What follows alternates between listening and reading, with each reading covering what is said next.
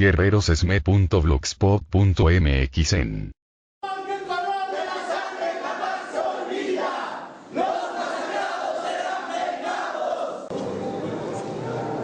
Es un honor para la comunidad universitaria, para los estudiantes, profesores, trabajadores y pueblo que nos acompaña. Es un honor recibir a la representación de 3 países hermanos para rendir un homenaje al proceso revolucionario en Venezuela y comentar entre todos lo que representa la ausencia física del comandante Chávez, aunque no ideológica ni política. Estamos aquí reunidos para rendir ese homenaje. No nos reúne su muerte, nos reúne la vida, porque el proyecto en Venezuela vive, porque los avances viven y van a continuar. Hemos visto algunas imágenes por los medios electrónicos, ríos de pueblo, hasta formar un océano acompañando al comandante a su última morada.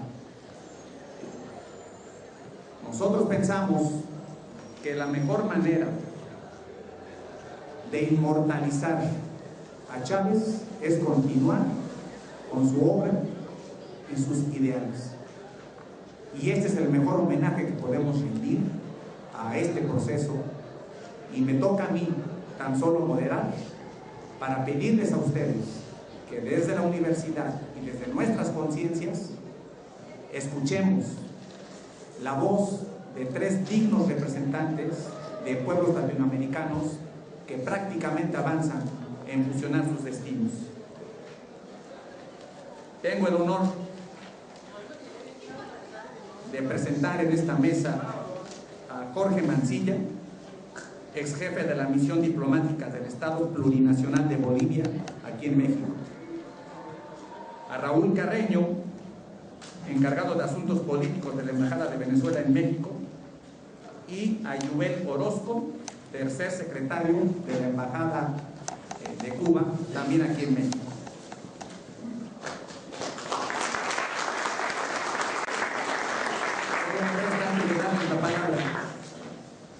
Que puedan también escucharnos desde estos pueblos, en particular desde Venezuela.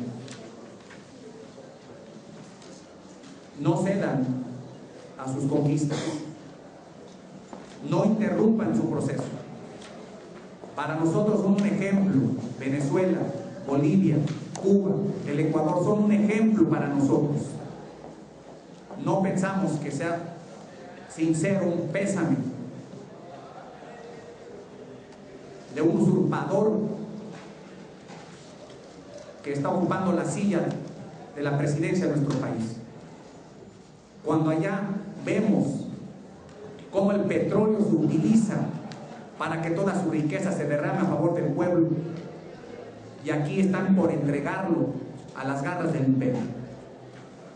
Cuando nos damos cuenta, por ejemplo, que en Bolivia se nacionaliza la industria eléctrica y vemos imágenes de un ejército protegiendo las subestaciones, y aquí se nos ha arrebatado la industria eléctrica y fuimos echados de los centros de trabajo por la tropa de este ejército al mando del gobierno neoliberal que actualmente padecemos.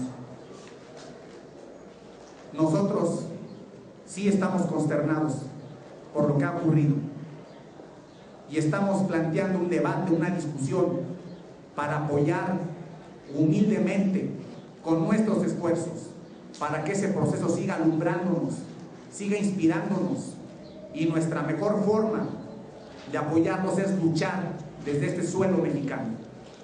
Yo estoy convencido que como el Cid campeador, Chávez, aún muerto, va a ganar batallas. Va a ganar batallas a pesar del imperio y de todos sus cachorros. Y el pueblo de México y sus estudiantes universitarios y los trabajadores del ESME y de tantos otros sectores oprimidos sabremos estar al lado de este pueblo, en el caso de Venezuela, de Cuba, de Bolivia, de Ecuador, y juntos avanzaremos hasta conquistar la libertad que tanto merecemos. Sin más preámbulo, le daré la palabra en primer lugar al compañero Jorge Mancilla. Buenas tardes, compañeras y compañeros. Agradezco mucho las palabras iniciales del compañero Mario Benítez, maestro de la Facultad de Economía. Voy a enmarcar mi disertación en la experiencia boliviana, de la que sé más, con el correlato digno, orgulloso, vigente de Venezuela y de Cuba. Revoluciones a tener en cuenta por siempre y para siempre por el bien de todos nosotros. Compañeras, compañeros, el 21 de agosto de 1971 ocurrió en Bolivia un sangriento golpe de Estado para derrocar al gobierno progresista de Juan José Torres González, un militar nacionalista apoyado por su pueblo, luego de la brutal dictadura del general René Barrientos Orduña. Aquel golpe fascista que encabezó el general Hugo Banzer Suárez fue organizado y financiado por el Fondo Monetario Internacional y la Embajada de Estados Unidos en Bolivia, según se demostró después, porque además se comprobó la acción militarista ese día de al menos 60 soldados gringos, marines, combatientes de Vietnam, llegados a Bolivia desde meses antes como hippies y turistas. Ese golpe, tuvo el apoyo de la empresa privada, el gobierno militarista del Brasil, los partidos políticos de la derecha, el alto clero mediante un llamado Ejército Cristiano Nacionalista y otras fuerzas paramilitares. Era un sábado, y en ese solo día murieron 216 ciudadanos bolivianos que salieron a defender al gobierno de Torres en las calles, sin más armas que su indignación, ni más piedras que su decisión de no permitir otra dictadura como la del general Barrientos, que durante 5 años masacró a mineros, campesinos, gentes de la clase media, obreros de las ciudades, remató los recursos naturales de Bolivia, entregó todo al capital privado. Esa misma tiranía a la que se enfrentó la guerrilla latinoamericana del comandante Ernesto Che Guevara en 1967, con los resultados que todos conocemos: el asesinato del prisionero Ernesto Guevara La Serna en la escuela de la Higuera, entre otros. Triunfó el golpe fascista sobre Torres y el pueblo, y empezaron 7 amargos años de represiones con muertos, desaparecidos, encarcelados y al menos 18.000 bolivianos en el destierro. Por entonces la población boliviana era de 7 millones de habitantes y 18.000 exiliados políticos. Parece una desproporción, pero así era. Eso ocurrió, como les digo, en 1971, y con ese golpe militar el Departamento de Estado puso en marcha la doctrina de la seguridad nacional, uno de los mayores operativos imperialistas para adueñarse de América Latina sobre pretexto de luchar contra el comunismo, el extremismo. En septiembre de 1973 cayó también sangrientamente el gobierno del compañero Salvador Allende en Chile, y el general Pinochet aplicó brutales venganzas contra todos los patriotas antiimperialistas. En 1976, los compañeros argentinos vieron venir una dictadura más sangrienta de las tantas que habían padecido durante el siglo XX. El general Jorge Videla y un séquito de sátrapas dispusieron de la vida y la muerte de millares de patriotas en todas las modalidades satánicas de la tortura, la desaparición, la muerte. En la aplicación de esa doctrina de la seguridad nacional, durante aquel abominable decenio de los 70, cayó luego el pueblo uruguayo. Miles de patriotas sufrieron persecución y martirio. Y entonces se puso en marcha la coordinación de estas tiranías mediante la Operación Cóndor, el tráfico inhumano, el canje de prisioneros políticos de unos gobiernos reaccionarios dictadores con los otros. La siniestra pinza no pudo cerrarse en el Perú, como era el plan imperial, porque el gobierno del general progresista Juan Velasco Alvarado tomó todas sus previsiones y el ejército le fue leal. El peruano fue el único ejército que no se dejó arrastrar por ese tsunami de traiciones impulsadas por los dueños del oro del mundo y del destino de los pueblos. Aunque después, en los años 80, con el general Morales Bermúdez, se retorció de dolor y muerte la vida peruana, pero esa es otra historia. Ahora, el año 2013, los dictadores sudamericanos de aquel cono sur de hace 40 años no acaban de expiar sus culpas, enjuiciados por sus pueblos y por la historia. Dos dictadores bolivianos, Mesa y Arce, que andaban prófugos después de sus atropellos, fueron capturados, llevados a la justicia boliviana y sentenciados a 30 años de prisión. Saldrán de la cárcel de seguridad que ayudaron a construir cuando tengan unos 90 años. Hace 3 días, la justicia argentina sentenció a prisión perpetua al dictador general Reinaldo Viñone y su temible brazo represor Jorge el Tigre Acosta. El general Videla fue condenado el año pasado a 50 años de prisión. Todos estos turbulentos personajes sufren más que la prisión física, la condena de ser despreciados por sus pueblos que los someten a vigilancia ocular. Las dictaduras fascistas fueron poderosas y en apariencia invencibles por el apoyo del imperialismo y la colaboración de las oligarquías internas, entre ellas el alto clero, cardenales y obispos que oficiaban de literales capellanes de las tiranías, se prestaban al juego de trabajar con las dictaduras. Enfrentados todos ellos por católicos de base, con más conciencia jesucristiana. Aquel 21 de agosto de 1971 en Bolivia, el golpe de que les hablo, fue asesinado a tiros en una calle de La Paz el sacerdote Mauricio Lefebvre, un cura que había salido a ayudar bajo la lluvia de balas a los heridos.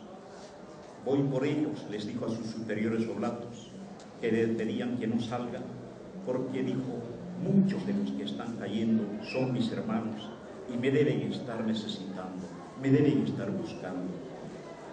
Pero Mauricio no era una inocente palomita, no era una paloma blanca para la oligarquía y el militarismo. Mauricio Lefebvre fue uno de los primeros en levantar la voz de apoyo en honor del comandante Che Guevara, cuando decir Che Guevara en Bolivia equivalía a ser reprimido o asesinado de inmediato.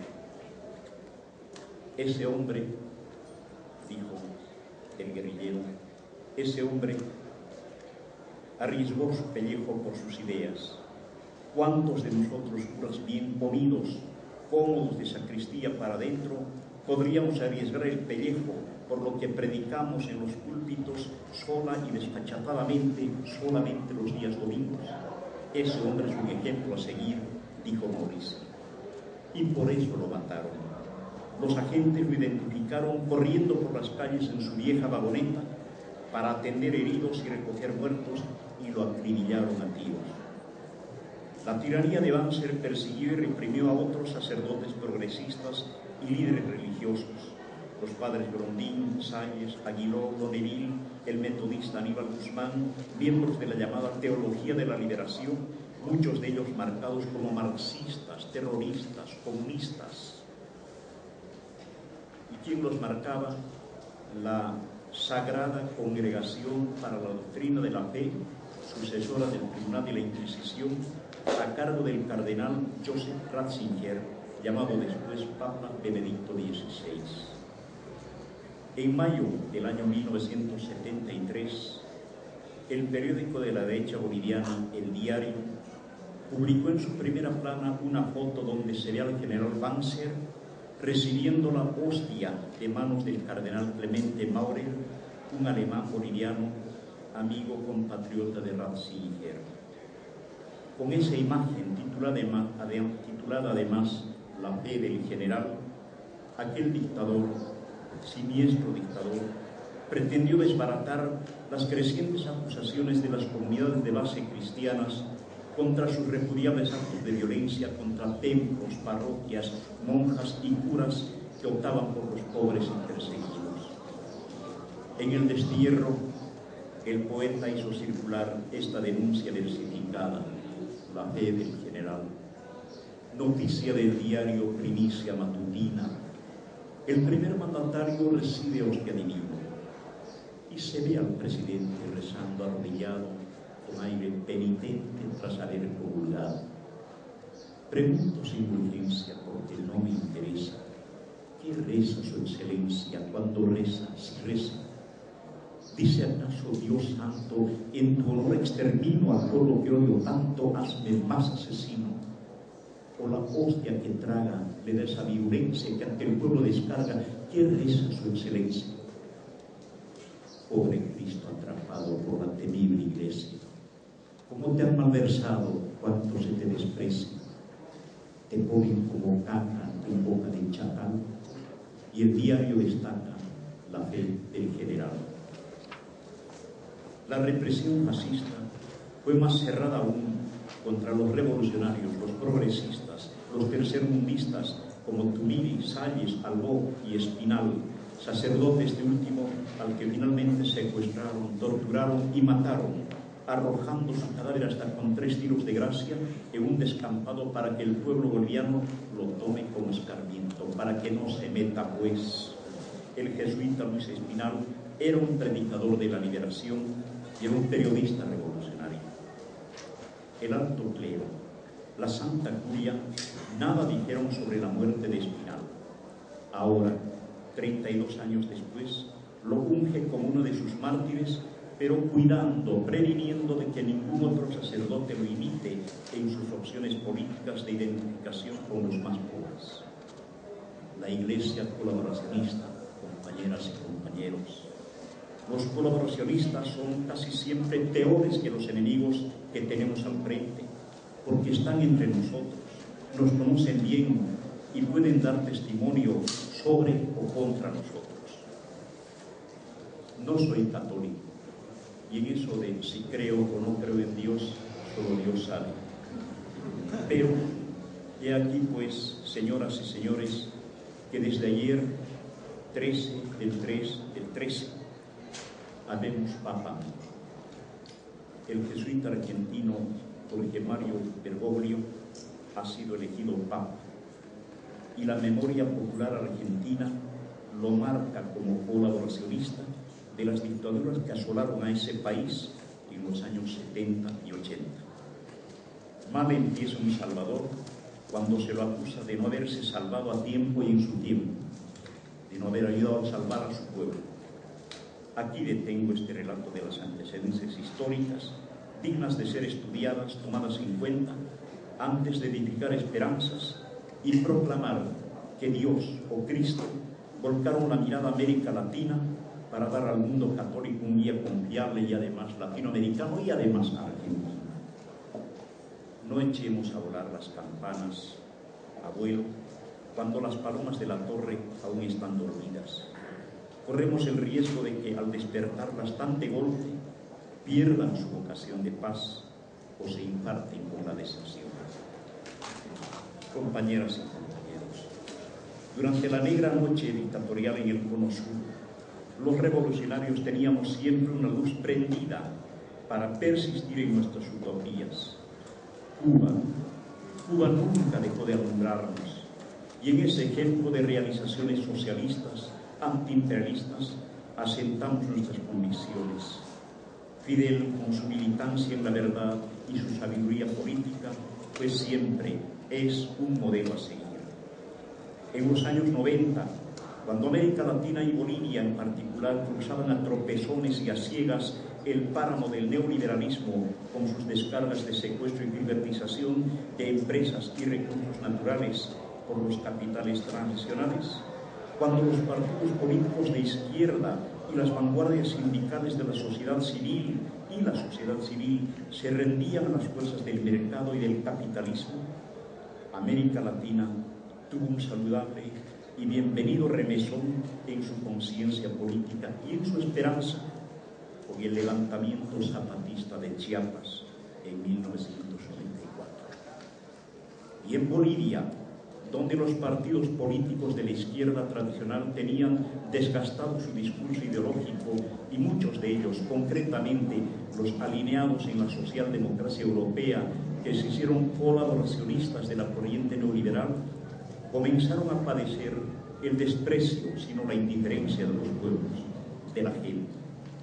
Las cúpulas de los partidos políticos de izquierda se volvieron pactistas, conciliadores con los gobiernos del capitalismo, cogobierno de la vergüenza neoliberal. Los sindicatos corrían por la misma pista, amagados por el patronazgo que prefería el mercado al Estado. Los líderes sindicales en Bolivia bajaron sus armas para ceder o renunciar a viejas conquistas sociales de los trabajadores a cambio de no perder el puestito de trabajo o de evitar el cierre de la fábrica. Parecíamos no tener salvación. Cuba seguía como ejemplo, dando la lucha cotidiana contra las agresiones del imperialismo, sin ceder un milímetro en sus convicciones, afectada incluso por la caída de la Unión Soviética. Cuba, patria de la digna soledad y el terco esfuerzo por la vida y por la humanidad. Y en eso, antes del fin del siglo, aconteció la hombrada de Venezuela. Un soldado de Bolívar se puso al frente de una empresa imposible: desbaratar el armado colonial y reaccionario de dos viejos partidos capitalistas, de una sociedad decrépita. El teniente coronel Hugo Chávez Frías se irguió como el solitario rescatista del honor ciudadano y la riqueza nacional petrolera. Fue seguido de inmediato por el pueblo, en montón y en rebeldía. Después de peripecias previsibles, de agresiones y cárceles, el soldado de Sabaneta accedió al mando presidencial de la patria capital de las independencias de Colombia, Ecuador, Perú y Venezuela, y Bolivia, porque Venezuela es eso, una del Libertador que nos dio independencia. Y ese soldado delineó el futuro arriesgado y hermoso a seguir, a alcanzar, rescatar Venezuela. A impulsos del valor revolucionario zapatista, de los indios de Chiapas y del coraje socialista de Venezuela y de Chávez, y del alumbramiento general que era Cuba, ocurrió en Bolivia entonces una insurgencia democrática inesperada, brotada de la región casi nunca tomada en cuenta históricamente por el marxismo-leninismo, el trotskismo, el nacionalismo o vamos, el anarquismo, los indígenas y los campesinos. ¿Cuándo pues? ¿De dónde ellos? El nuevo inesperado sujeto histórico, habitante inmemorial, dueño de la geografía de Bolivia, pero inexistente para la historia oficial, ingresó a la escena boliviana a horcajadas de un potro casi nunca cabalgado por ellos, la democracia, con sus riendas de control electorales. El año 2006, después de varios intentos en todas las formas, desde la mera fundación de la República de Bolivia en 1825, para asumir la delantera ejecutiva de la nación, la patria plurinacional coronó ese objetivo con el solo y simple recurso del voto. Los indios se hicieron del gobierno. Desde entonces, cada día, amigas y amigos, se va conociendo la historia y trascendencia del Evo Morales y los indios. De los indios y de los campesinos de Bolivia, que ahora son gobierno y destino, por ser mayoría demográfica y democrática, 65% de la población. El Estado plurinacional derrotó a la República colonialista, segregadora y dependiente. Los indios, dueños seculares del territorio, y los campesinos, ocupantes de las tierras, van confluyendo venturosamente en ese ideal postulado por el pensador mexicano Armando Bartra: crear la clase campesina, los campesinos que deben habitar el siglo XXI en América Latina. El gobierno de Evo rescató la patria al modo y la dinámica de Venezuela. rescató los hidrocarburos, las compañías eléctricas, las telecomunicaciones, los ferrocarriles, los minerales. Estamos en posesión de todos los recursos que remató, que rifó el neoliberalismo. Y no vamos a dejarnos quitar otra vez, nunca más. Claro que en la lucidez revolucionaria de Bolivia tienen que ver Venezuela y Cuba. Imposible no tener en cuenta la influencia solidaria de los gobiernos de Ecuador, de Argentina, de Uruguay, de Nicaragua, del Chile de Bachelet y de Allende. Pero y esencialmente el influjo, la lealtad y solidaridad de los pueblos latinoamericanos, de los mexicanos como ustedes, preocupados sociales, puestos en la encrucijada geográfica determinante para América Latina. Ustedes, norteados por Estados Unidos y vistos ansiosamente por el sur. Un boliviano nos dijo hace poco que México tiene pues la mira puesta en Estados Unidos y América Latina tiene la mirada puesta en México. De esto se trata nuestro común destino. La Venezuela de Chávez, que hace poco definí en un poemínimo, Chavenezuela, Chavenezolanos, la Cuba de Fidel, el Ecuador de Correa, la Argentina de Cristina, el Uruguay del Pepe Mujica, la patria grande de todos, tienen sustento y tienen porvenir por la nobleza y altivez de sus pueblos, de su gente. Hay que recobrar los recursos naturales, cuidar la nacionalidad de nuestro petróleo, evitar el desfiguramiento de nuestras soberanías. Y Chávez nos demostró y mostró cómo se sigue ese camino, que no es opción, es mandato. Procede, pues, tener en cuenta el ejemplo y el sacrificio del gran luchador bolivariano. Y termino con este breve homenaje a Chávez, redactado hace poco. Es un soneto.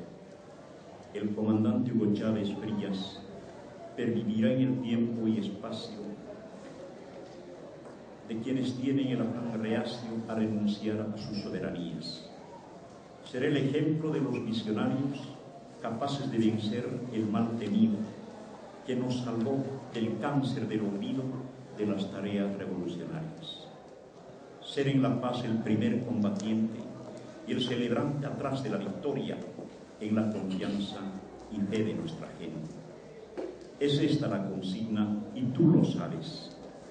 No quebrarse, vencer en la memoria de nuestro comandante Hugo Chávez. Gracias.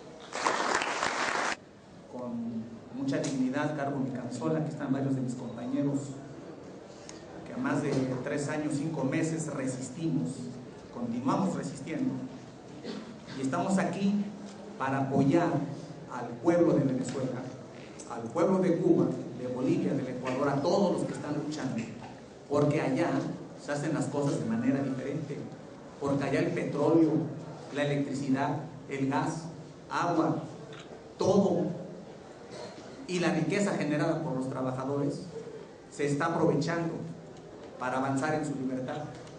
Y si apoyo este proceso, aquí me opongo a que se entregue el petróleo, a que nos metan a la tropa a los centros de trabajo de luz y fuerza, a que intenten aumentar el IVA en medicinas y alimentos.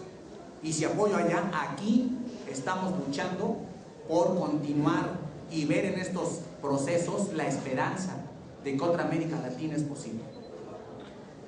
Le doy la palabra a quien representa un pueblo heroico frente al bloqueo del imperio. Compañero Yubel Orozco, tercer secretario de la Embajada de Cuba. Vamos a escucharlo, compañeros. Muchas gracias, compañeros. Gracias por esta invitación y gracias por este gesto para, a través de este pequeño encuentro, reconocer lo que ha sido el proceso bolivariano, lo que ha sido la figura del comandante Hugo Chávez y lo que ha sido el flujo de esta revolución para el pueblo latinoamericano. Cuando me comentaron de esta iniciativa, enseguida pensé, claro que voy.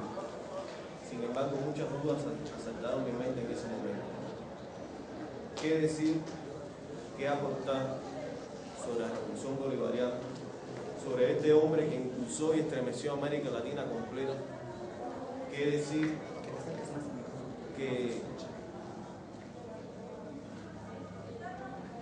decir de este hombre que empeñó todo su esfuerzo, incluso hasta los últimos minutos de su vida, para construir un legado, para seguir con aquellos sueños de Simón Bolívar y para liberar a nuestros pueblos de América Latina hacia su verdadera independencia. Yo creo que a partir del lamentable fallecimiento del pasado 5 de marzo, cada visitante que llegue a Venezuela no solamente tendrá que visitar las estatuas de Simón Bolívar, sino tendrá que hacer una parada obligatoria donde descansen los restos de Hugo Chávez, porque a partir de ese momento comenzó a cabalgar junto con Bolívar, junto con O'Higgins, junto con Sucre, con Morelos, con José Martí, con Ernesto Che Guevara, con el Benemérito de las Américas, por toda América Latina, para impulsarnos y darnos más fuerza a seguir en nuestra batalla final por la liberación de nuestros pueblos y por la integración de nuestros pueblos. De Chávez se ha hablado mucho durante sus 14 años de gobierno. De Chávez se habló mucho durante sus 58 años de vida, y sobre todo cuando tomó la presidencia en Venezuela y comenzó a transformar a ese gran país y a ese gran pueblo. Se ha hablado más también de quien ha constituido un peligro para los poderes de la derecha, para los poderes oligárquicos, para los que pretenden seguir saqueando a nuestros pueblos. Pero la obra de Chávez en Venezuela es bien grande. Yo tengo en mi mano un artículo del periodista Salinas Rani. Voy a abundar breves cifras que él aborda en su artículo, nada más para demostrar cuál ha sido el resultado del legado de la obra de Chávez en el proceso bolivariano. Con la universalización del acceso a la educación instaurada en 1998, Venezuela tuvo resultados excepcionales. Cerca de 1,5 millones de venezolanos aprendieron a leer y escribir gracias a la campaña de alfabetización denominada Misión Robinson Mundo. En diciembre del 2005, la UNESCO decretó que se había erradicado el analfabetismo en Venezuela. Las misiones Rivas y Sucre permitieron a decenas de miles de jóvenes adultos emprender estudios universitarios. Así el número de estudiantes pasó de 895.000 en el año 2000 a 2.3 millones en el 2011, con la creación de nuevas universidades. Con respecto a la salud, se creó el Sistema Nacional Público para garantizar el acceso gratuito a la atención médica a todos los venezolanos. Entre el 2005 y el 2012 se crearon 7.873 centros médicos en Venezuela. El número de médicos pasó de 20 por cada 100.000 habitantes en 1999 a 80 por cada 100.000 habitantes en el 2010. O sea, tuvo un incremento del 400% del número de médicos por habitantes.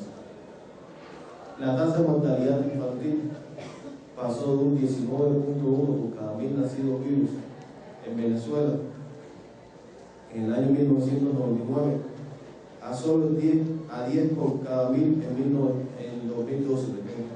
O sea, una reducción del 49% de la mortalidad infantil. Gracias a la Operación Milagro, lanzada en 2004, 1,5 millones de venezolanos víctimas de cataratas u otras enfermedades oculares recobraron la vida. Desde 1999 a 2011, la tasa de pobreza pasó de un 42.8% a un 26.5% y la tasa de extrema pobreza a un 16.6%. En 1999 pasó a un 7% en el 2011. Según el Programa de Naciones Unidas para el Desarrollo, Venezuela ostenta el coeficiente Gini más bajo de América Latina, diciendo que es el país de la región donde hay menos desigualdad. La tasa de nutrición infantil se redujo un 40% en 1999 y durante la presidencia de Chávez los gastos sociales aumentaron en un 60.6%. Desde 1999, el gobierno entregó más de 1 millón de hectáreas de tierras a los pueblos aborígenes del país. Desde ese propio año, la tasa de calorías que consumen los venezolanos aumentó en un 50% y la tasa de nutrición pasó de un 21% en 1998 a menos del 3% en el 2012. El Producto Interno Bruto, siempre que se da una facultad de economía se deben decir estos índices, ¿no? Demuestran lo que es el resultado de los avances de un país y poder contrastar con otros periodos donde supuestamente la derecha dice ahora en Venezuela estamos peor. Y estos son datos duros, compañeros, donde demuestran cuál ha sido la labor del gobierno, cuál ha sido la labor de su dirigente y por qué el pueblo venezolano acompaña hoy a este proceso. Venezuela, siendo un país subdesarrollado, una gran riqueza petrolera, pero subdesarrollado, ha ofrecido al continente americano más ayuda que lo que ofreció Estados Unidos en el año 2007. Las cifras son alarmantes. Venezuela en el año 2007 aportó $8.000 millones a la cooperación en el continente americano para el desarrollo de proyectos energéticos, en donaciones, financiamiento de determinados proyectos, y Estados Unidos solamente había aportado $3.000 millones. La creación de Petrocaribe en el año 2005 posibilitó que a partir de ese momento 18 países del Caribe pudieran contar con un suministro de petróleo estable a precios bastante accesibles, lo cual sin esa ayuda hubiera significado una gran catástrofe económica y social para estos pueblos en la crisis económica que estalló en el año 2008, que tuvo gran repercusión en nuestros países y países subdesarrollados, sobre todo donde la explotación de la materia prima sigue constituyendo las principales fuentes de ingresos al país. Chávez también impulsó el proyecto de integración. Yo creo que como fiel continuador de la obra de Bolívar, fue uno de los más activos defensores de la integración latinoamericana. Le extendió la mano a todos los gobiernos de América Latina, incluso Estados Unidos. En la Cumbre de las Américas del 2008, si lo recuerdan, cuando le entregó el libro de Eduardo Galeano al presidente Obama a las páginas abiertas de América Latina, le dijo con ese gesto: no podemos olvidar nuestra historia, pero lo invitamos a cooperar con América Latina, a tener una nueva relación, a construir un nuevo rumbo, y que al final todos los esfuerzos que hagamos, olvidando las diferencias entre nuestros gobiernos, diferencias ideológicas, podamos construir al final por el bienestar de nuestro pueblo, que es lo que interesa a todos nuestros gobiernos. Ese ha sido el pensamiento que ha tenido siempre, que tuvo siempre el presidente Chávez. Y lo veíamos en cada una de las reuniones internacionales en las que participaba, en las cumbres de las Américas, en las reuniones de integración, en la cumbre de América Latina y el Caribe, y después con la creación de la Comunidad de Estados Latinoamericanos y Caribeños, donde lo principal es unirnos en los elementos que nos identifican, que nos unen, que nos dan fortaleza, y dejar a un lado los elementos que nos puedan desunir. Creo que como fiel continuador de la obra de Simón Bolívar se esforzó al máximo en lograr esta tarea, y creo que podemos decir que lo logró. Hoy la Comunidad de Estados Latinoamericanos y Caribeños es una realidad. Hoy 33 países de América Latina y el Caribe se han unido para analizar elementos que son de interés para nuestra región, que son de interés para nuestros pueblos. Donde no está Estados Unidos, donde no está Canadá, porque obviamente existen elementos que nos diferencian, existen intereses que nos diferencian. Y a pesar de que no podemos negar que existen diferencias ideológicas entre los gobiernos de América Latina, todos hemos dado un gran paso para construir esta gran comunidad de Estados latinoamericanos y caribeños, que esperemos que siga fortaleciéndose y que al final logre los resultados que esperan nuestros pueblos. Don Chávez, por supuesto, cuando impulsó la integración, no trataba de impulsar la integración comercial, simplemente comercial, como se impulsa según los intereses del capitalismo. Buscaba la integración también solidaria, la complementación entre nuestras economías, la inversión en nuestros países de manera que pudiéramos dotar de una base productiva que no nos convirtiera para siempre en meros exportadores de materias primas, sino que también tuviéramos la capacidad de transformar en nuestras economías nuestras propias materias primas y lograr un cierto grado de industrialización y de independencia y soberanía también en ese sentido. Para el pueblo cubano realmente afectó la muerte de Chávez. Realmente, como lo dijo el comandante Fidel Castro, Cuba perdió a su mejor amigo. A su mejor amigo porque nos acompañó en todo momento, porque compartimos cada uno de los principios que fundamentaban lo que es hoy la revolución cubana, lo que es la revolución bolivariana. Podemos decirlo así. Ambas revoluciones se basan en principios. Creo que el presidente encargado, como mismo se dice, Nicolás Maduro, dijo que Chávez había dejado un legado, un grupo de tareas y un grupo de misiones que debe cumplir, la continuidad, la diligencia que continuará frente al proceso bolivariano. Uno de esos es no abandonar las tareas que han emprendido. Es increíble el número de misiones que emprendió el gobierno venezolano durante estos 14 años de revolución bolivariana, como decimos nosotros, alrededor de 14, 15 proyectos, ¿verdad? Misión vivienda, agro, las misiones que comentaba ya Robinson, Sucre. Yo creo que también es importante lo que decía el presidente Nicolás Maduro de la apuesta de Venezuela en el área internacional, el combate a las armas nucleares, la protección del medio ambiente. Al final, por eso decimos que Cuba es un gran amigo, porque nos identifica tanto el sentimiento de revolución cubana y el sentimiento de revolución venezolana, que por eso se logró un gran respeto, una gran empatía, una gran admiración del propio Fidel hacia el compañero Hugo Chávez. Fidel decía también en su artículo titulado "Pedimos a nuestro mejor amigo", que Venezuela es la patria libertadora, donde se concibió la idea de la unión de los pueblos de América. Luego, Venezuela debe ser el líder de la unión de los pueblos de América. Hoy, el pueblo venezolano ha dado mayoritariamente su respaldo a la continuidad de la revolución. Se ve en las calles, se palpan las noticias, es muy claro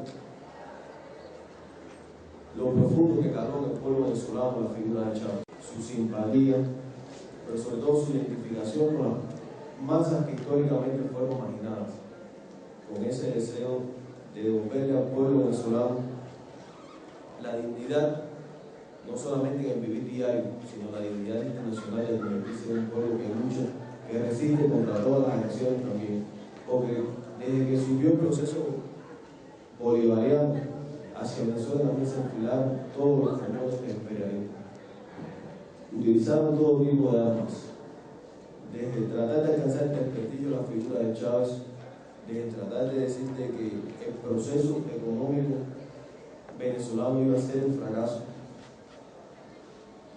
hasta armar a la oposición interna en Venezuela de herramientas necesarias para poder revertir ese proceso revolucionario. Yo creo que el pueblo venezolano tiene un gran reto. Creo que es darle continuidad a lo que inició Chávez y a lo que el propio pueblo está consciente que debe darle continuidad. Esas manifestaciones en las calles, esas filas inmensas por darle el último saludo al comandante Hugo Chávez, ese amor que hemos percibido todos en los últimos días del pueblo venezolano, yo creo que va a permitir, y estoy seguro de eso, de la continuidad del proceso. Chávez ha pasado a la historia de América Latina. Chávez puede contarse entre nuestros héroes, no porque haya emprendido una batalla como las gestas emancipadoras de América Latina. Muchos pensamos que los héroes son esos que dieron la vida en una batalla. Chávez dio su vida en una batalla, pero una batalla del día a día, de crear conciencia no solo en Venezuela, sino en todos los pueblos de Norteamérica. Chávez dio batalla día a día por luchar contra un sistema económico y financiero internacional que trató de estrangularlo en varias ocasiones. Chávez dio la batalla día a día contra la oligarquía de un país que sigue rehusándose a reconocer los derechos de su pueblo, de ser independiente, de tener el derecho de autodeterminación, de continuar por el camino que hace 14 años decidió y que ratificó durante 15 elecciones en Venezuela. Yo creo que la democracia venezolana ha sido una de las que más ha estado sometida a duras pruebas a lo largo de estos 14 años. Y en 15 ocasiones Chávez salió invicto por su grandeza, invicto por su liderazgo, invicto por la claridad de sus ideas, invicto por la identificación plena con el deseo de su pueblo.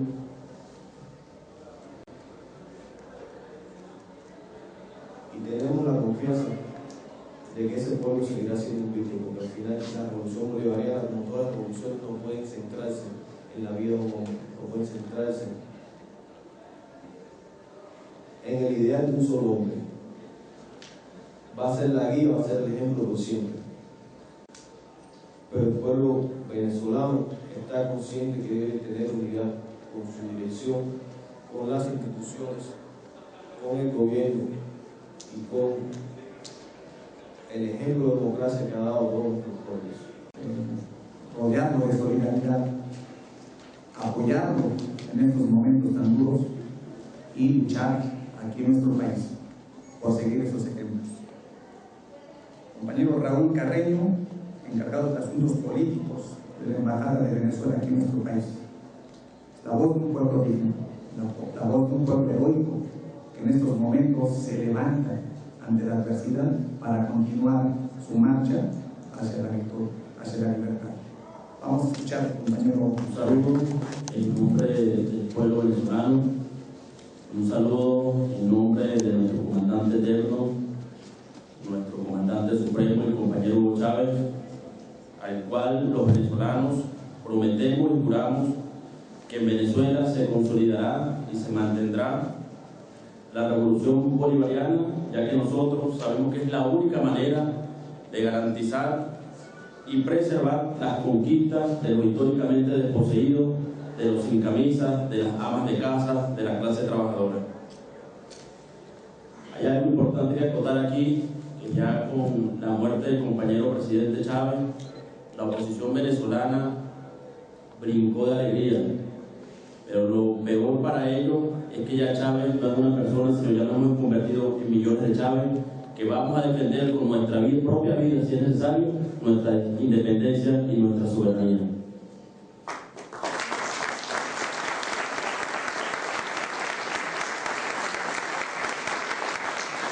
Un poco para entender el fenómeno Chávez o la situación histórica del proceso venezolano, voy a remontarme y voy a ir cronológicamente, pero rápidamente, al año 89.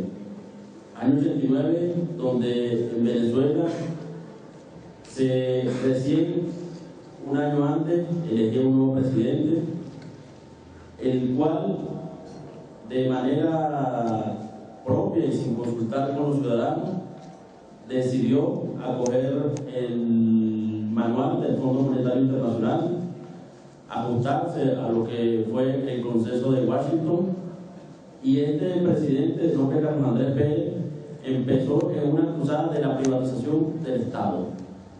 Esta privatización del Estado generó indudablemente un gran desequilibrio en la sociedad, tanto así que pudimos ver cómo en Venezuela, de un día para otro, hubo hiperinflación, cómo de un día para otro, productos que tenían un precio, al otro día se duplicaban de manera inmediata y siendo los mismos salarios públicos. Un poco lo que podemos ver de la crisis europea fue lo que pasó en Venezuela en el año 89, cuando lamentablemente la clase trabajadora, la clase humilde de mi país, no tenía ni qué comer y tenía que comprar perrarina, comida para perros, que era para lo que la alcanzaba. Esa es la triste realidad de un país petrolero con inmensa riqueza, pero que la manejaba un pequeño grupo o sector económico en el poder del momento. A razón de eso, en el año 89 se da una gesta heroica de los civiles de manera espontánea, casi inorganizada. Sale la gente de Caracas, nuestra capital, a robar o a romper los comercios porque no tenían que comer, pero de una manera abismal y en grandísimas cantidades. Y esto no era que salían a robar electrodomésticos y nada, sino comida porque no tenían que comer. Y apareció una policía represora en la cual, por cifras no oficiales, porque nunca dieron cifras oficiales de los gobiernos de turno, murieron más de 600 personas muertas a manos de la policía, en vez de buscar la solución social, el cual era el problema fundamental. Pero a razón de esto, que pasa en el año 89, se viene gestando dentro de las fuerzas militares venezolanas una condición atípica, porque nosotros siempre relacionamos golpes de Estado con la extrema derecha, con las cúpulas del poder en cada uno de los países de Latinoamérica en lo que ha pasado. Aquí no, aquí era un grupo de militares de los sectores y grados medios que venían de esas clases populares que no estaban desvinculados de esa necesidad y de esos problemas económicos que vivía el país, y en los cuales estos militares creían de que había que refundar la patria. Y en aquel momento dieron un golpe de Estado, sabiendo ellos que se estaba haciendo una gran quijotada. La posibilidad real de que el golpe de Estado fuera efectivo era menor del 5%. Más bien se inmolaron en tratar de hacer despertar una sociedad que cada vez estaba más acabada y más destrozada por el gobierno del turno. Pasa este golpe de Estado, el cual, bien saben ustedes, lo comandó, lo dirigió el entonces teniente coronel Hugo Chávez, y el cual pasa otro hecho bastante importante. Para el momento ningún político ni ningún representante de nuestro país asumía la responsabilidad absolutamente de nada. Este hombre, Hugo Chávez, para el momento desconocido, asume, una vez que lo hacen preso, asume la responsabilidad de la rebelión militar y llama a los compañeros de armas que estaban en otras ciudades a bajar las armas para evitar el derramamiento de sangre. Inmediatamente Chávez se mete en los corazones de los venezolanos y empieza una presión social. El presidente Chávez, el comandante Chávez lo hace preso, y empieza una presión social a tal punto que en el año 94, por grandes riesgos de una guerra civil, le dan lo indultan y sale el presidente Chávez libre. Y empieza una corrida por cada uno de los pueblos de nuestro país, explicando el nuevo proyecto revolucionario, el nuevo proyecto de cambio y transformación, en lo que buscaba era la soberanía propia de nosotros. En este proyecto, Chávez se presenta como candidato presidencial para el año 98 con la propuesta principal o el compromiso principal de refundar la patria. ¿Y de qué manera hacerlo? Por mediante llamar a una nueva constitución. Presidente Chávez electo el año 98 e inmediatamente el año 99, en diciembre del 98, y cuando toma posesión en enero del 99, llama inmediatamente a una constituyente. Y esta constituyente tiene otro factor importante que acotar aquí. En Venezuela las anteriores 4 constituciones la hacían, como suelen ser en la mayoría de los países, un grupo de juristas o de expertos constitucionalistas. Esta no, esta fue una constitución de que cada una de las plazas de mi país, cada grupo, cada persona del poblado llevaban sus propuestas ante las plazas, y después estas plazas las llevaban hasta la Asamblea Constituyente, y de allí es donde nació nuestra Carta Magna. Nuestra Carta Magna, que desde aquel momento la oposición venezolana empezó a atacarla porque indudablemente ellos querían tener una sociedad dominada. Cuando se da luego del año 99, Chávez da 2 muestras fundamentales de soberanía. Una, dice que les quede claro a los países del mundo que tengan embajadas, por muy grandes que sean, que Venezuela es un país soberano y lo gobiernan los venezolanos. Y otro caso importante, la OEA, que tenía oficinas en Venezuela, que incluso en el fuerte militar venezolano más importante, Fuerte Tiuna, la OEA tenía dos pisos. Ellos hacen un estudio en el cual dicen de que solicitan permiso para hacer sobrevuelos aeronaves norteamericanas en espacio venezolano para ver si hay producción de droga. Y Chávez dice, bueno, perfecto, yo acepto de que ustedes sobrevuelen el espacio venezolano con sus aviones para ver si hay producción de droga, pero permítanle a Venezuela sobrevolar las calles de Nueva York a ver quiénes la consumen.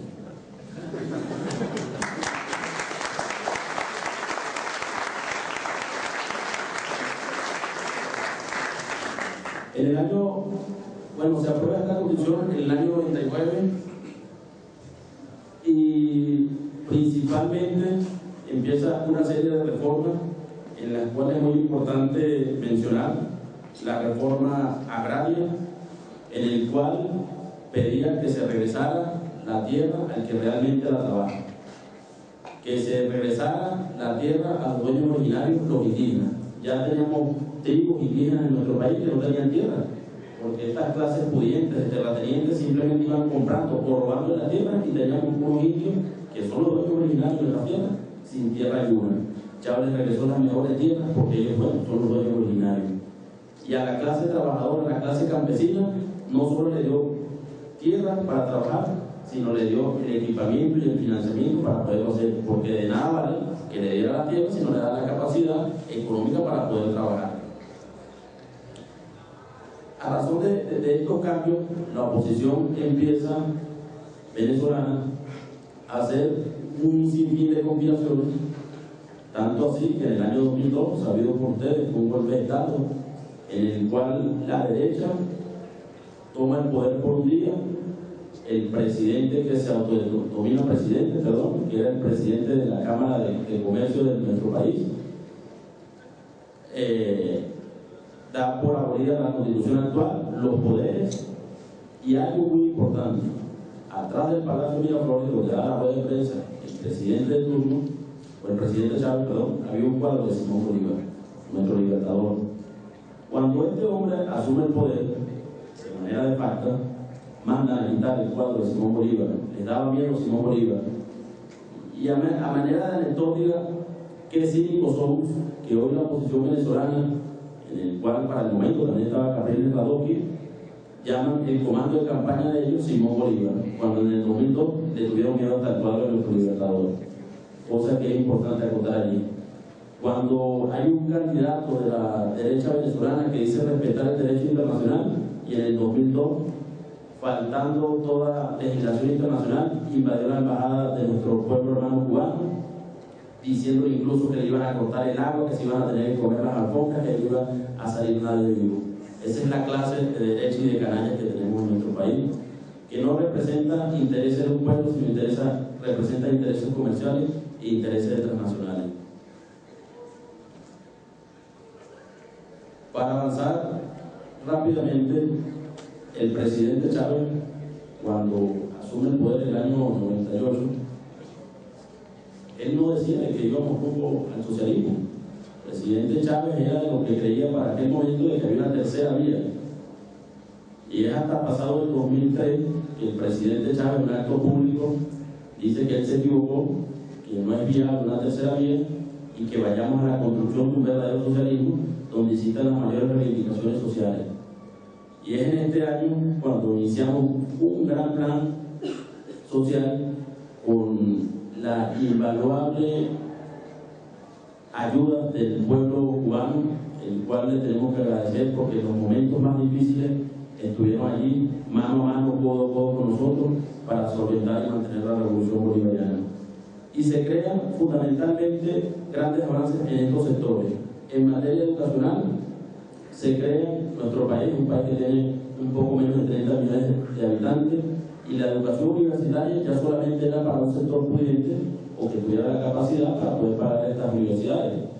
El presidente Chávez, en los 14 años de revolución se crearon más de 54 nuevas universidades, donde ya se masificó la educación universitaria, en la cual nos pone por cifra de la UNESCO como segundo país en el mundo, segundo país en América Latina con mayor matrícula estudiantil, luego de Cuba, y quinto en el mundo.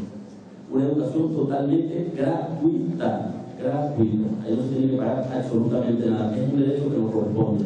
Y como lo dijo nuestro libertador Simón Bolívar, en el transcurrir de la historia más nos han dominado por nuestra ignorancia que por la fuerza. Mientras tengamos una sociedad más culta, más estudiada, menos maniobrable, indudablemente vamos a ser. Por otro lado, se crea lo que son las escuelas bolivarianas, y es que en estas escuelas bolivarianas el niño entra a las 7 de la mañana, sale a las 4 de la tarde, y aparte de tener la carga académica correspondiente, tiene una carga deportiva, y adicionalmente al niño le dan sus 3 comidas al día, sin pagar absolutamente nada. Uno pudiera decir que es gobierno populista, pero indudablemente están errados, porque la renta petrolera venezolana es de todos los venezolanos y no como antes que se quedaba en un pequeño grupo económico en Venezuela. Para adelantar un poco, también se crearon grandes misiones para los históricamente que no habían podido ingresar en el sistema educativo ordinario, y en el cual en menos de 8 años pudimos ver gente que era analfabeta poder obtener un título con las certificaciones y avalado internacionalmente de una carrera técnica. Esto demuestra cómo personas después de 50 años, vimos viejitos con 70 años, Chávez entregándole un título universitario. En materia laboral es importante hacer 3 menciones. El presidente Chávez, por instrucciones de él, recientemente la jornada laboral en Venezuela se redujo a 6 horas, se elimina el outsourcing o la tercerización, y por otra vía se prolonga la inamovilidad laboral, o sea, no puede haber despido injustificado. Esto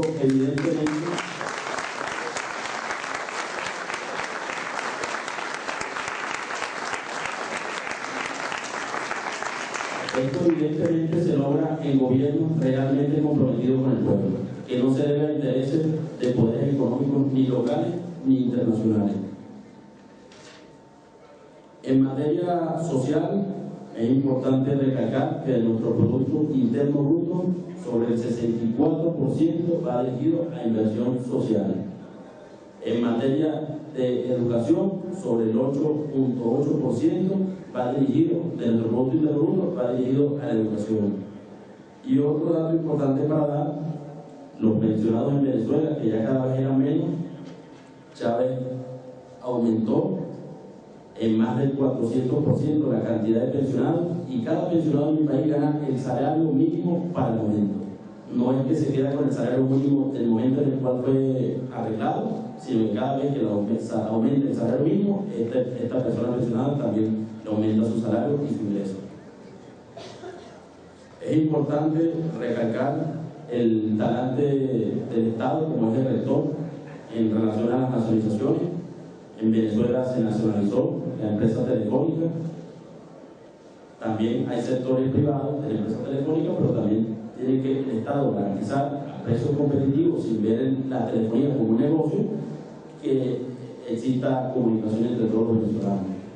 Igualmente, la industria petrolera, y un caso en relación a México fue la cementera Cemex. En Venezuela la cementera tenía operaciones, pero pasaba un problema. Nosotros íbamos en un auge altísimo de construcción y se estaba encareciendo la materia prima, que era el cemento, pero dada por dos características fundamentales. La primera, la producción que ellos hacían en Venezuela no la vendían en Venezuela, sino la exportaban a terceros países.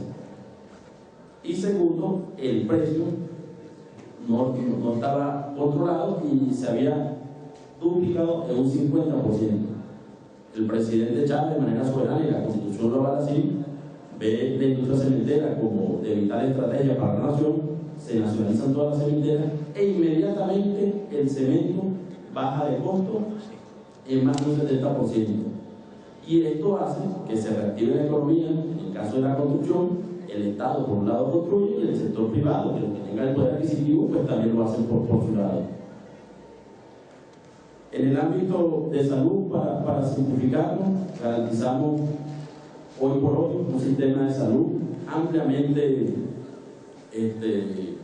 completo, donde tenemos salud gratuita, no importa si es funcionario público, si es desempleado, si está en la calle como sea, si es de algún otro país. Y importante recalcar que gracias a los compañeros cubanos se hicieron los barrios adentro, en el cual a menos de 10 minutos de cada una de las viviendas de los sectores más pobres del país, tenemos un médico cubano, en el cual le brinda la mayor atención inmediata y oportuna.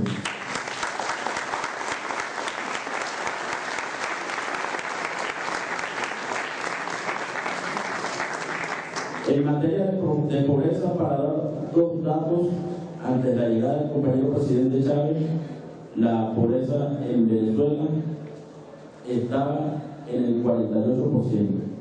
Hoy la pobreza en Venezuela es el 21%. Y la pobreza extrema, que estaba en el 24%, hoy está bajo 7 puntos porcentuales. Eso indudablemente son avances que solo se logran en revolución.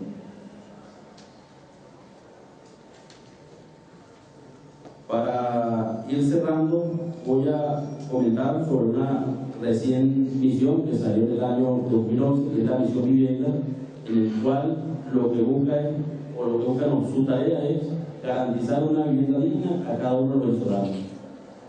Se hizo un estudio y se determinó que en Venezuela hay alrededor de 2,5 millones de familias sin vivienda propia. Y muchas de estas personas, por la gran deuda social por más de 40 años, de lo que fue el pacto de Punto Fijo y los gobiernos de derecha acordados en mi país, nunca iban a poder acceder a un crédito de ningún banco para tener una vivienda, porque no le dan los requisitos que la banca exige. En razón de esto, el Estado venezolano, talante y obligado a garantizar la calidad de vida y la suprema felicidad de nuestros venezolanos, hizo la gran misión vivienda, en la cual, para resumir, se ha construido en el año pasado 350.000 viviendas. Este nuevo año tenemos el reto de hacerlo 480.000 hasta llegar a la deuda total, que son 2,5 millones. Y en 3 factores: se hace un estudio socioeconómico de la familia y, de acuerdo al poder adquisitivo, solo un 20% de su renta, de lo que gana, va dirigido al pago de esta vivienda en un lapso de 30 años, y la otra parte la subsidia del Estado. Pero también podemos ver casos como había madres solteras con 4 o 5 niños que no cómo salen a trabajar, qué más trabajo que darle cuidado y sostener a estos niños. El Estado venezolano está entregando una vivienda digna a cada una de estas madres sin ningún costo. Esto ha generado muchos ataques de la oposición venezolana, pero Chávez lo ha reiterado 1000 veces. Yo me someto al mandato del pueblo y a lo que el pueblo diga, y los recursos son del pueblo venezolano. Un poco para cerrar, para hacer un balance en el aspecto económico, el crecimiento para el año 2012 de Venezuela del Producto Interno Bruto fue 4,2%. Y vemos países que nos quieren dar cátedra de economía sustentable, como Estados Unidos, y el crecimiento de ellos fue 1,3%. Pero vemos otros países como el Reino Unido, en el que fue menos 0,5%, o vemos Irlanda, o vemos España, en el que está sobre 0 puntos. O sea, tiene un balance negativo. Y en relación a la deuda pública porcentual del Producto Interno Bruto, para los que quieren decir que Venezuela está endeudándose y que el sistema venezolano es insustentable, que no es sustentable, perdón, yo les tengo aquí unos datos certificados por el Fondo Monetario Internacional. Del Producto Interno Bruto, Venezuela adeuda el 23,6%, pero para que saquen ustedes una bala, Estados Unidos, Grecia, Irlanda, Portugal, Italia tienen más del 100% de la deuda de su Producto Interno Bruto. En razón de esto, compañeros, podemos ver cómo hay verdaderos avances en Venezuela y de manera sustentable.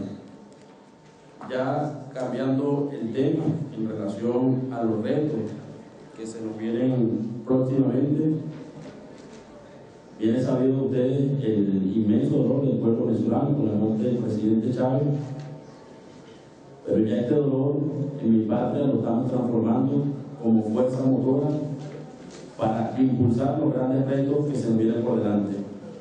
Cada vez estamos viendo un pueblo mayor unido al testamento político que dejó Hugo Chávez, a los lineamientos de nuestra patria para los próximos 6 años, que es el plan de la patria 2013-2019. Y el presidente Chávez fue tan sabio que incluso antes de su posible muerte dejó instrucciones de que el candidato o la persona más idónea para seguir los retos y compromisos de la revolución bolivariana era el compañero Nicolás Maduro, un compañero que viene de la clase trabajadora, un compañero que viene a ser que la oposición venezolana lo tildaba por ser chofer de autobuses, y él dignamente dice: sí, yo soy chofer de autobuses, yo vengo de la clase trabajadora.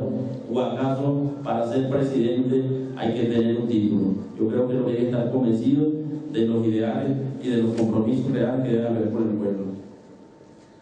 En relación al marco internacional, hay que dejar claro el gran aporte que hizo Hugo Chávez en materia de integración con la creación con los compañeros de Cuba, del ALBA, el CELAC, el Mercosur, UNASUR, Petrocaribe.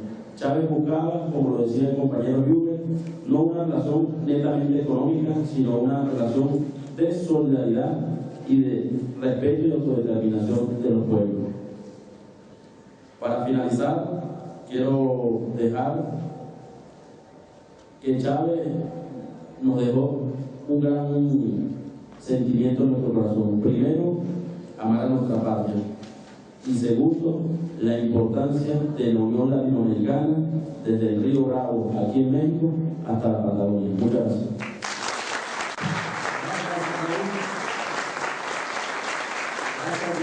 Gracias Cuba, gracias Bolivia, gracias Ecuador, gracias a todos estos pueblos que están avanzando y que los datos no mienten. A pesar de toda la campaña ideológica, ahí están los resultados. Yo escucho en este momento la intervención de Carreño. Miren, los despidos injustificados están prohibidos. Nacionalizan el petróleo, la electricidad. Aquí de un decretazo, una empresa de más de 100 años, estratégica, la borran. Y de un día para otro echan a la calle a 44,000 trabajadores electricistas. Y aquí estamos un puñado de ellos, resistiendo e inspirándonos, armándonos de dignidad, de historia y de estos ejemplos. Por ahí andamos repartiendo un volantito y nuestro inseparable compañero, el botecito, vamos a pasarlo, compañeros, porque estamos resistiendo, estamos aguantando y no nos vamos a rendir. Ha sido para nosotros una muy buena experiencia. Yo y muchos, sin temor a equivocarnos, esta la gana Chávez. Y dije al principio, como el Cid Campeador, a un muerto va a ganar batallas. El pueblo venezolano seguirá avanzando en la conquista de sus derechos y seguirán siendo un ejemplo para nosotros, junto con el pueblo cubano, el pueblo de Bolivia, el de Ecuador y de todos los pueblos del mundo que se levantan con toda la dignidad para demostrarnos a todos que otro mundo mejor es posible. Gracias Venezuela, gracias Cuba, gracias Bolivia, gracias Ecuador.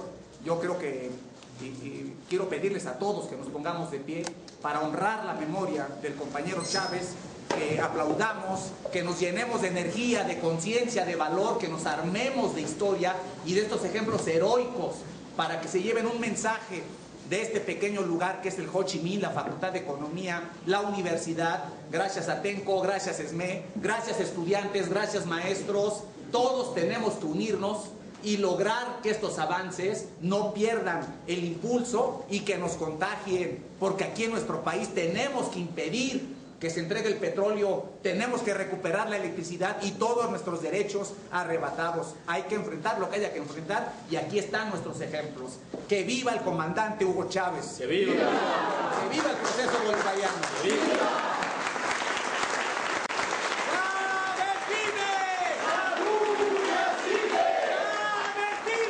¡La lucha sigue!